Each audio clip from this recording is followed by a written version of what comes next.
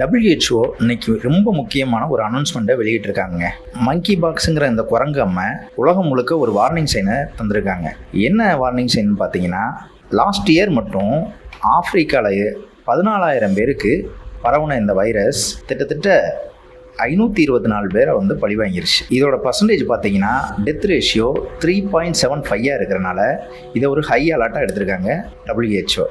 இதில் 96% death ratio Congo நாட்டிலேருந்து வந்திருக்கு. இந்த குரங்கம்மை குரங்குல இருந்து மனுஷனுக்கு பரவுனது.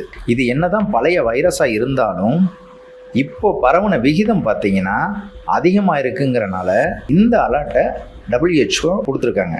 இந்த குரங்கம்மை கொரோனா மாதிரிலாம் காற்றில் பரவாதுங்க. இது ஹியூமனோட டச் டு டச் பாடியோ இல்லை அவங்க உபயோகித்த பொருளையோ நாம் யூஸ் பண்ணும்போது தான் இது ஒருத்தவங்கள்ட்ட இருந்து இன்னொருத்தவங்களுக்கு பரவுது. இதில் உள்ள பெரிய மைனஸ் என்னென்னா, இந்த வைரஸ் அட்டாக் வந்தது 1 to 2 வீக்ஸ் கழித்து தான் நம்மளுக்கே தெரிய வரும்.